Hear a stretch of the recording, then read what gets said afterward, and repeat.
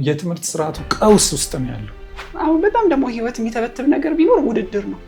እኔ ከንትና የእንትና ህይወት ከንትና ምናምን ስንል አንድ ደስተኛ ህይወት አይኖርም ሰው ይሄንን እያየ ማለት ነው። ግን ትምህርት ቤት ነው የለመድነው ይሄንን። ትምህርት እኮ እንደ ማር እንደ ወተት የሚጣፍጥ ነገር ነው። እንዴት መራራ ሬት አደረግነው።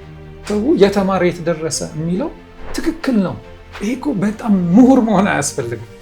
እስቲ ህፃናት ሙያ ሄደሽ ጠይቂ። መጠየቅ ነው ደግሞ እኮ እንደነግጣለን። ለምን እኔ ማትሪክ ሁሉ ጊዜ ያለ እድሜ ጋብቻ ዝግጅት ነው ጭፈራ ነው ብዬ ማሰብ። በዚህ ምድር ላይ ከፍተኛው ኃላፊነት ልጆች ማሳደግ። ቢያንስ ከ2400 ተማሪ 20 ልጆች ራሳቸውን ይስታሉ። ከአንድ ምንጭ 100 ሰው ጠጥቶ 99 ከታመመ መታከም ያለበት ምንጩ። እንዴት አንቺ የተማርሽ ሆነሽ ለፈተና አጥኑት ያለሽ ሰው ለፈተና ብዬ እያጠናው ከሆነ ይህ ወንጀል ነው። ፓሽናችንን እንዴት ነው ማወቅ የምንችለው? መጀመሪያ ሌሎቹን ማየት ራሱ ውርደት ነው። በእውነት ምን አገባሽ ስለሌሎቹ?